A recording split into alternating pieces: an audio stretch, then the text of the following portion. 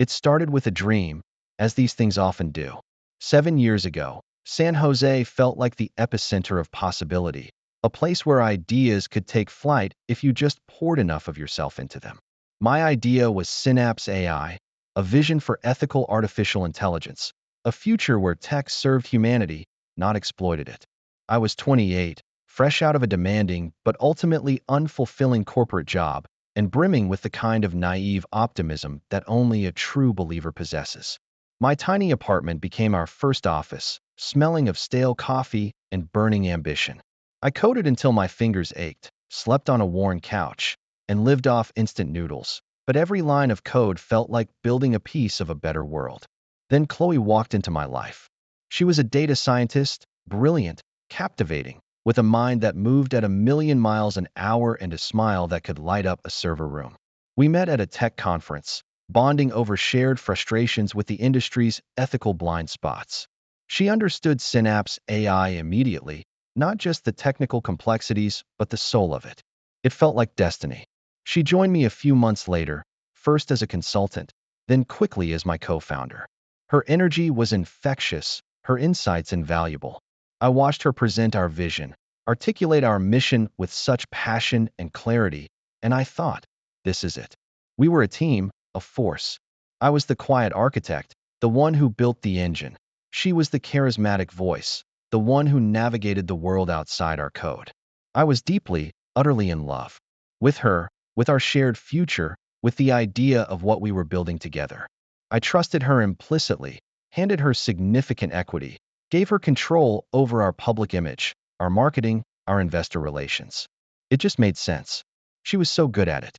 When she suggested I move into her apartment to save on rent, funneling every spare dollar into Synapse, it felt like another affirmation of our bond.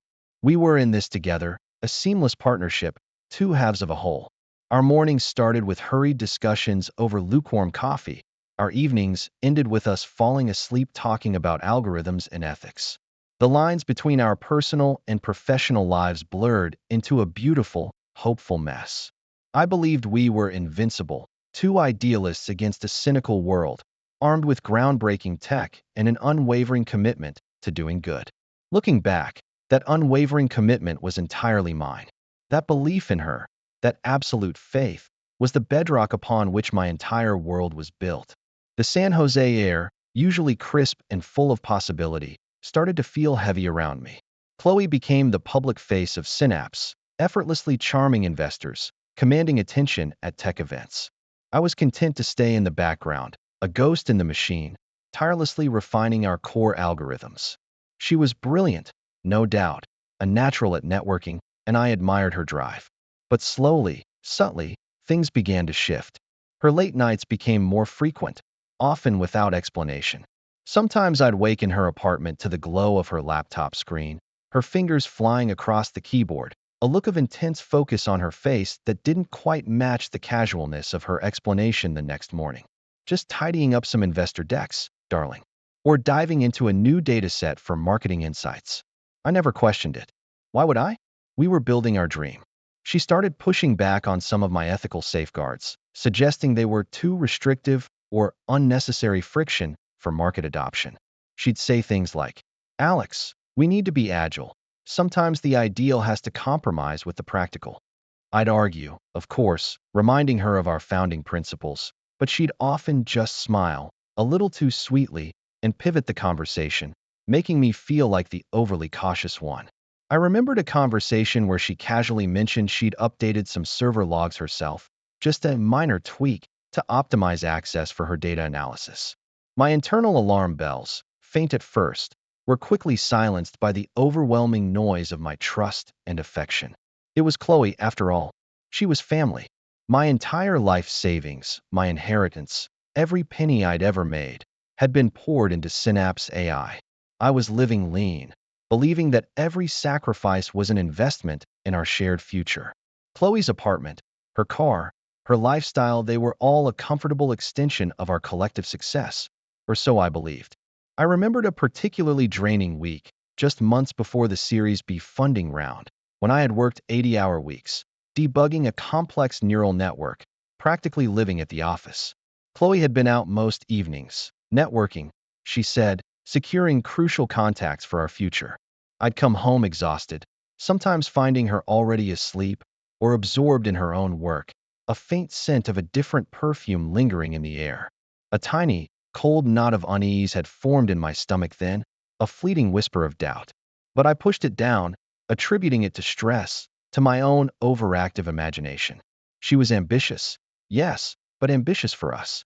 That was the narrative I clung to, the comforting lie I told myself as the ground beneath my feet slowly, meticulously, began to erode. The air in the office, usually a hum of creative energy, was thick with anticipation. Weeks before our crucial Series B funding round, the culmination of 7 years of my life, the pressure was immense. We were on the cusp of everything. I was holed up in my usual coding cave, fine-tuning a critical component of our ethical AI framework, when a nagging discrepancy caught my eye. A subtle anomaly in a data pipeline that Chloe had been responsible for. It was small, almost imperceptible, but my developer instincts, honed over years of tracking down elusive bugs, screamed at me. I started digging. It began innocently enough. I traced the data flow, checked the commit history on our shared codebase. My heart started to pound a little harder when I saw a series of commits, attributed to Chloe, that seemed to obscure rather than enhance a particular module. It was like she was burying something, not building it. A cold dread seeped into my bones. I remembered her casual mention of optimizing server logs. My fingers flew across the keyboard, accessing the deeper, unfiltered logs, the ones only a founder with full system access would know how to retrieve. The truth, when it hit me, was a physical blow. It wasn't just a discrepancy. It was a ghost in the machine, a perfectly crafted illusion. Chloe had subtly altered server logs, not to optimize, but to minimize my contributions to key intellectual property, making it appear as though my commits were minimal, almost incidental. Then, the real horror, a hidden directory, encrypted, that I managed to crack after a frantic hour. Inside, I found it. Cognicode. Her company, complete with pitch decks, business plans, and a fully functional, albeit slightly stripped down, AI product. It was Synapse AI, distilled, repackaged, and rebranded, with her name plastered all over it. She had leveraged our core algorithms, my intellectual property, our entire life's work. She had been secretly developing a competing product right under my nose, using our resources, our time, our trust. The pitch decks weren't for our Series B. They were for hers. She was presenting Cognicode to rival venture capitalists, planning to launch her new company, leaving Synapse high and dry, effectively bankrupting me and stealing everything I had built. The email chains confirmed it. Meetings scheduled, term sheets discussed. My vision, my dedication, my love, all of it had been a convenient blind spot for her ambition. The room spun. The hum of the servers, once a comforting sound, now felt like a mocking whisper. My stomach churned, a bitter bile rising in my throat. The world didn't just shatter, it imploded. Everything I thought was real, every shared dream, every loving glance, every late-night conversation, was a carefully constructed lie. The betrayal was so absolute, so complete, that for a long moment, I couldn't breathe. My life's work, my love, my future all stolen, not by a competitor, but by the one person I had trusted with every fiber of my being. The initial shock gave way to a chilling, desolate emptiness. I sat there in the silence of the office, surrounded by the very technology one had poured my soul into, now a monument to my own foolish trust. The San Jose night outside my window felt colder, harder. My mind replayed every conversation, every shared laugh, every late-night coding session. Each memory, once warm and comforting, now felt tainted, a twisted performance. Her compliments about my technical genius, her reassurances about our shared vision. They were all just tools, carefully wielded to keep me complacent while she cannibalized my work. The emotional devastation was immense, but beneath it, a cold, hard clarity began to form.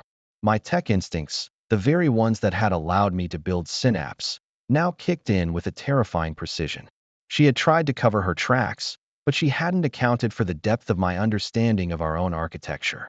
I knew the nooks and crannies of our systems better than anyone, even her. My despair started to morph into a grim determination. I would find every single digital breadcrumb, every altered log, every hidden file. I would expose her. I worked through the night. Then the next day, fueled by black coffee and a burning sense of injustice. My apartment, once a sanctuary, now felt like a sterile evidence lab. I traced every IP address, cross-referenced every timestamp, downloaded every version control log.